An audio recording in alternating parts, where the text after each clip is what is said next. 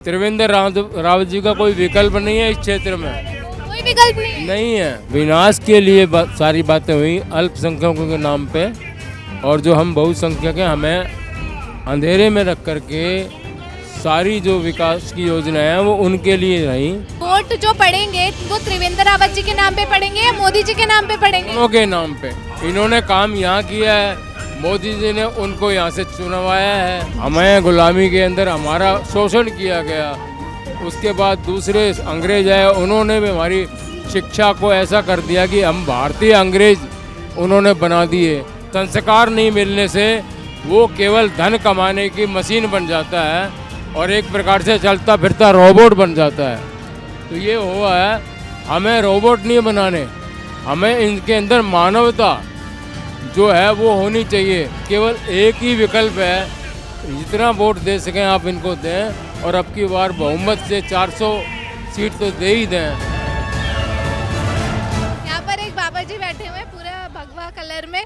बाबा जी किस लिए आए हैं आप आज यहाँ पर? ये राजनीतिक कार्यक्रम है और बीजेपी की सरकार हम चाहते हैं बने, इसके लिए हमारा मोरल सपोर्ट है।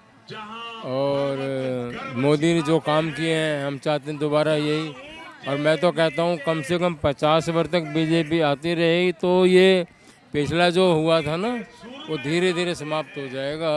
पिछला क्या हुआ था, क्या समाप्त करना है? हमारे को षड्यंत्र में रखा गया और हमारा विकास की बजाय हमारा विनाश के लिए सारी बातें हुई अल्पसंख्यकों के नाम पे, और जो हम बहुसंख्यक हैं हमें अंधेरे में रख करके सारी जो विकास की योजनाएं हैं वो उनके लिए रही।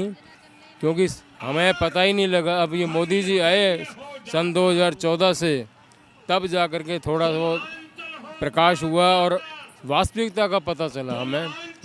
तो हम तो शुरू से संसार से परमात्मा से जुड़े हुए हैं और चाहते हैं कि संसार के अंदर हमारे देश के अंदर वही पुराना समय रामायण के समय का जो था वो बने। उसके लिए धर्म की स्थापना हो सकती है तो ये इनके अंदर हो सकती है। देशभक्त भी हैं, ये प्रभु भक्त भी हैं, गौ भक्त भी हैं, इनके लिए मैं क्या कहूँ। इन और अखंड ब्रह्मचारी भी हैं, क्या क्या गुण कहूँ मैं। तो कहने का जनता के लिए क्या क्या किया है मोदी जी ने? मोदी जी ने धारा 370 हटा दी आते ही अब की बार। और ये जो दोबारा बनेगा यूनियन जो है कोड बनाया सबकी समान, किसी के लिए भेदभाव नहीं। अब अल्पसंख्यक के नाम पर जो पहले चला आ रहा था उसको ख़त्म किया जा रहा है और सबसे पहले इसकी शुरुआत उत्तराखंड ने की है। ये भी बहुत सौभाग्य की बात है। अब अगर मोदी जी दोबारा प्रधानमंत्री बन जाते हैं तो आप क्या करेंगे वो जनता के लिए? जी, अगर अब दोबारा प्रधानमंत्री बन जाते हैं मोदी जी तो जनता के लिए क्या करेंगे? जनता को क्या उम्मीद है? जनता को और आगे बढ़ाएंगे। पूरे भारत में क्या विश्व के अंदर तीसरी शक्ति की इन्होंने गारंटी दे दी है और वो बनेगी। और इनकी जो बात है वो गारंटी है, एक एक शब्द गारंटी वाला है। इनको अपना तो कोई स्वार्थ है नहीं, इनके तो मन में जो संकल्प है, आपका मेरा जो संकल्प है वही इनका सपना है। इसके लिए वो सपना जो है तभी पूरा होगा जब हम इनके हाथ मजबूत करेंगे। और केवल एक ही विकल्प है, जितना वोट दे सकें आप इनको दें, और अब की बार बहुमत से 400 सीट तो दे ही दें, जिससे कि कोई भी बिल रुके ना, कोई भी अच्छा कानून बनने में किसी प्रकार से लोकसभा में राज्यसभा में किसी प्रकार की कोई दिक्कत ना आए। ये विशेष बात। त्रिवेंद्र रावत जी की अगर बात करें, त्रिवेंद्र रावत जी भी तो हमारे ही आदमी हैं, उन्हीं के आदमी हैं। उन्हीं ने तो चुन करके उन्होंने कहा। आज तो ये स्थिति ये है कि त्रिवेंद्र रावत जी का कोई विकल्प नहीं है इस क्षेत्र में। कोई विकल्प नहीं है, क्योंकि मोदी जी के नाम पर सब अपना वो सब उनके मन में मोदी बस गया है। और इस बार हरिद्वार लोकसभा में वोट जो पड़ेंगे वो त्रिवेंद्र रावत जी के नाम पे पड़ेंगे या मोदी जी के नाम पे पड़ेंगे? दोनों के नाम पे। इन्होंने काम यहाँ किया है, मोदी जी ने उनको यहाँ से चुनवाया है, किया है। तो दोनों का जो है ना कॉम्बिनेशन है। और ऐसे ही व्यक्ति आने चाहिए लोकसभा में भी राज्यसभा में भी, जो कि उनके हाथों को मजबूत करें। उनके विचार जैसे हैं वैसे विचार हमारे सबके हो जाएं, तो भारत पहले ही अपने जो उसका पहले जो धर्म गुरु था, विश्व गुरु था, वो अपने उस स्थिति को प्राप्त कर सकता है। बीच में जो समय आया, हम गुलाम रहे, हमें गुलामी के अंदर हमारा शोषण किया गया। उसके बाद दूसरे अंग्रेज आए, उन्होंने भी हमारी शिक्षा को ऐसा कर दिया कि हम भारतीय अंग्रेज उन्होंने बना दिए।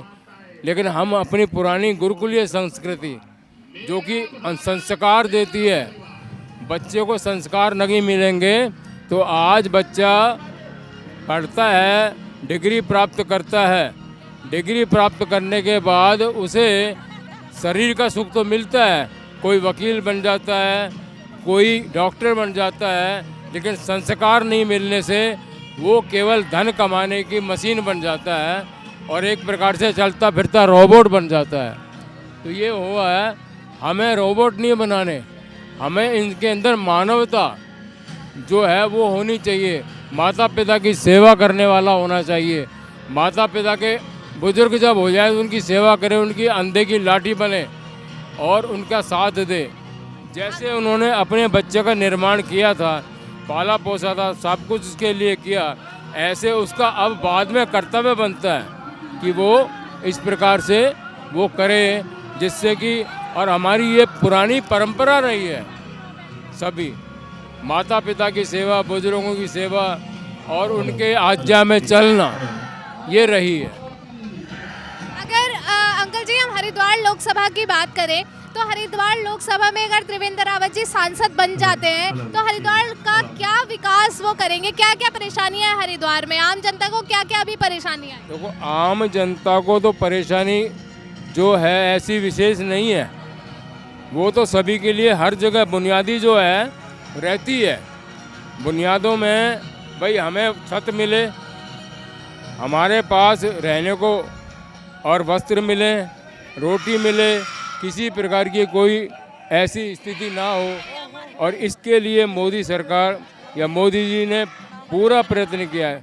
इतनी सड़कें बना दी, कितने उन्होंने बना दिए कि 6-6 लाइन की सड़कें बना के पूरे भारत को, और अब तो हर क्षेत्र में चांद पे भी हम पहुँचे हैं, बुलेट ट्रेन भी आ रहने वाली है और हर प्रकार से हर चीज़ का विकास। अभी मैं इन्होंने जो द्वारका के अंदर, द्वारका में अभी जो पुरानी द्वारका थी ना, वो 300 फुट नीचे चली गई है समुद्र के अंदर।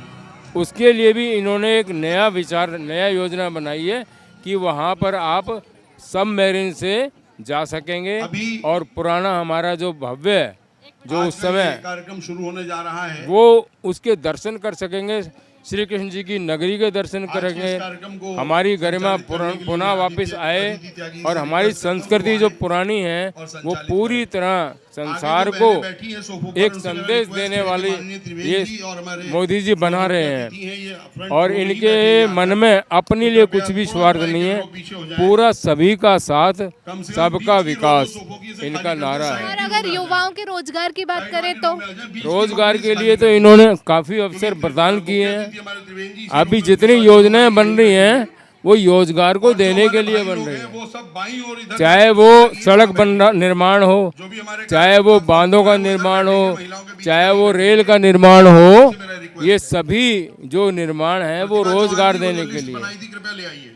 इसके साथ साथ हमारी जो IT टेक्नोलॉजी है वो भी इन्होंने बहुत विकसित कर दी हर प्रकार से। आज भारत का सारे विश्व के अंदर जो है नाम है, सम्मान है। इसके साथ साथ मोदी जी का भी और भारतवासियों का सबका सम्मान है। तो ये हमें बड़े गौरव की बात है कि आज ऐसा व्यक्ति हमें मिला जो सन्यासी भी है, राजनेता भी है, देशभक्त भी है, वेदों का, शास्त्रों का ज्ञाता भी है और सबसे बड़ी बात योगी भी है।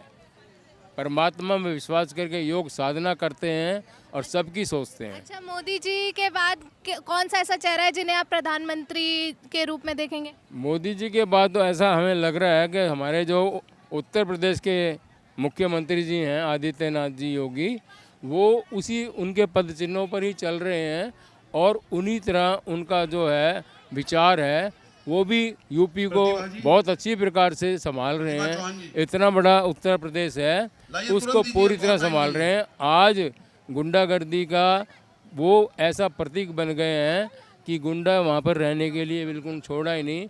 और ऐसा हुआ है तो उनके ऊपर, उनकी प्रॉपर्टी पे, संपत्ति पे बुलडोज़र चलवा के एक संदेश दिया है। आम व्यक्ति के अंदर जो उनके प्रति जो खौफ बन गया था गुंडों का, वो निकाल दिया हृदय से। चलिए, बहुत बहुत धन्यवाद अंकल जी, आपने अपना समय हमें दिया। मेरा नाम स्वामी ब्रह्मानंद सरस्वती। स्वामी ब्रह्मानंद सरस्वती। चलिए, और भी लोग हैं, और भी लोगों से बात करते हैं और आज के कार्यक्रम के बारे में जानते हैं।